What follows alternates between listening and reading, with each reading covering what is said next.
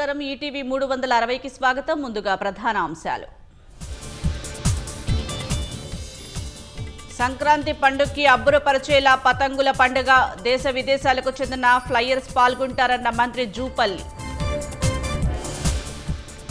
28 కోట్ల జీఎస్టీ ఎగవేత కేసులో orange travels MD Sunil arrest. Nampally కోర్టులో హాజరుపరిచిన అధికారులు. ఐబొమ్మ రవి బెయిల్ పిటిషన్లు తిరస్కరించిన న్యాయస్థానం. దేశం దాటిపోయే అవకాశం ఉందని తెలిపిన పోలీసులు. రాజా సాబ్ మనశంకర్ వరప్రసాద్ గారు చిత్ర నిర్మాతలకు ఊరట. సింగిల్ బెంచ్ తీర్పును గత చిత్రాలకే పరిమితం చేసిన హైకోర్టు.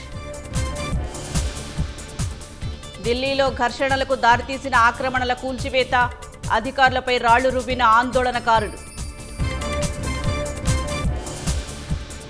బంగ్లాదేశ్లో ప్రాణాలు కోల్పోయిన మరో హిందూ యువకుడు.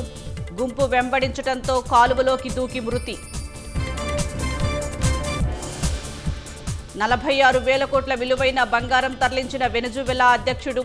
కస్టమ్స్ డేటా ఆధారంగా వెలుగులోకి కీలక విషయం. ప్రజల భద్రతకు అమెరికా వెనజువెలా ప్రాధాన్యమివ్వాలి. తాజా పరిణామాలపై ఇరు దేశాలు చర్చించుకోవాలని భారత్ సూచన.